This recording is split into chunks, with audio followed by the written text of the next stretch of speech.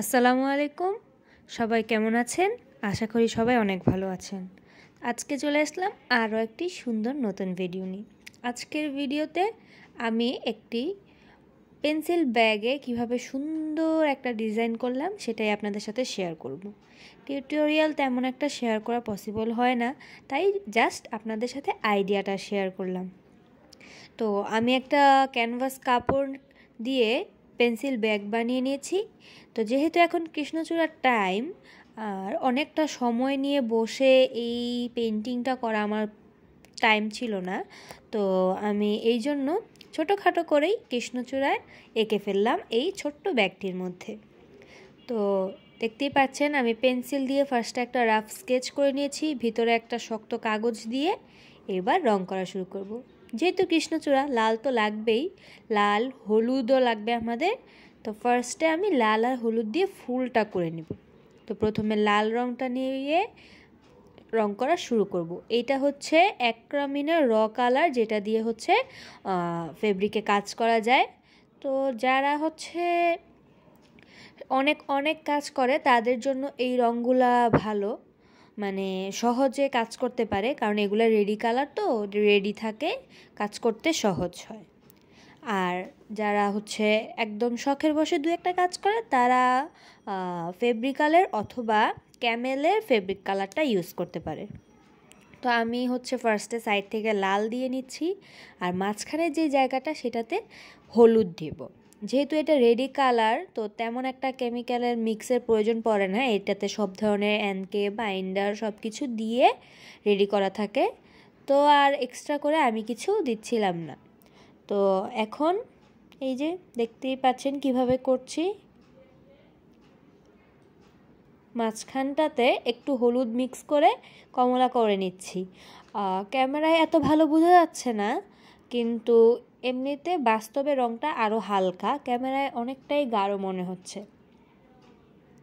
এই তো 5টা পাপড়ি এঁকে নিয়েছি, একদম র্যান্ডমলি এঁকেছি, মানে যেহেতু ফুলের পাপড়ি সবগুলো একদম অ্যাকুরেট সমান হয় না, তাই আমি র্যান্ডমলি এঁকে নিয়েছি। আর এখন কালার করে নিচ্ছি।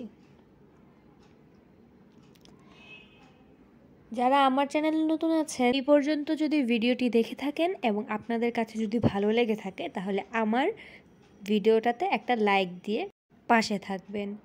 তো এখন হচ্ছে আমি ফুলের কলিটা করব। আনফর্চুনেটলি ফুলের কলি করার কোনো ক্লিপস নাই, ফোনের স্টোরেজে একটু সমস্যা থাকার কারণে তো আমার ওই ফুলের কলি করার তেমন একটা ক্লিপস নেওয়া হয়নি। তো দেখতেই পাচ্ছেন খুবই সহজ, আমি কমলা রং করে নিয়েছি, তারপর লাল দিয়ে শেডিং করে নিয়েছি। এবার হচ্ছে সবুজ রং লাগবে। তো আমি ফেব্রিক কালারগুলো শুধু বেসিক কালারগুলোই কিনেছিলাম, তো এই জন্য আমার সবুজ নেই, আমি নীল হলুদ দিয়ে সবুজ করে নিয়েছি। আর এই রংটা একটু আমার কাছে ঘন মনে হচ্ছিল, মানে বসছিল না, তাই রংটা পাতলা করার জন্য বা স্মুথলি বসানোর জন্য আমি একটু এনকে মিক্স করে নিয়েছি। যদিও এগুলো রেডি কালার হয়, তবে কাজের সুবিধার্থে আমরা এই ধরনের জিনিস ইউজ করি আর কি। এনকে মিক্স করলে রংটা একটু পাতলা হয় এবং কাজ করতে সুবিধা হয়। তো এই তো দেখতেই পাচ্ছেন, আসলে পেইন্টিংটা দেখেই বুঝে নিতে হয়, বলে আসলে বোঝানোর তেমন কোনো ব্যাপার নেই। কোথায় কোথায় কিভাবে করছি বুঝে বুঝে করতে থাকবেন, আর যত প্র্যাকটিস করবেন আশা করি আপনাদের হাতের কাজ ততই সুন্দর হবে। আমি একটু টিয়া কালার একটা বানিয়ে নিয়েছি। আসলে আমি একটু বাস্তবটাকেই ধরে রাখার চেষ্টা করেছি, আসলে রিয়েল ফুলটা যেমন হয় তেমনই করার চেষ্টা করেছি। কতটা করতে পেরেছি জানি না, কিন্তু করার চেষ্টা করেছি। তো এই যে ফুলের মাঝখানে কলিটা খোলার পরে যে অংশটুকু দেখা যায়, সেটাতেও আমি সবুজ আর টিয়া দিয়ে নিয়েছি। পাতাটা এইরকম হয় না, একদম সেম টু সেম করা সম্ভব হয়নি, কিন্তু কাছাকাছি করতে পেরেছি। তো এই যে আমি পাতাটা সুন্দর করে নিচ্ছি। এখানে আমি আরও কিছুটা এনকে মিক্স করে নিয়েছি, দেখতেই পাচ্ছেন এনকে মিক্স করলে রঙের টেক্সচারটা অনেকটা পাতলা হয়ে আসে এবং রং করতে সুবিধা হয়। তো এগুলো যেহেতু রেডি কালার, সব ধরনের কেমিক্যাল ঠিকমতো দিয়ে মিক্স করা থাকে, কিন্তু রংটা অনেকটাই ঘন হয়। তো সেক্ষেত্রে কালার করার ক্ষেত্রে আমাদের হচ্ছে এনকের দরকার হয়। আমি প্রায় সময় এটা ইউজ করি, এটা দিয়ে আসলে আমার করতে সুবিধা হয়। পরিমাণ মতো এনকে মিক্স করে নিলে পারফেক্ট একটা ঘনত্ব আসলে রং করতে সুবিধা হয়। এই তো কাজটা করা শেষ। ছবিতে অনেকটাই বোঝা যাচ্ছে মাঝখানটা কমলা কমলা হয়েছে।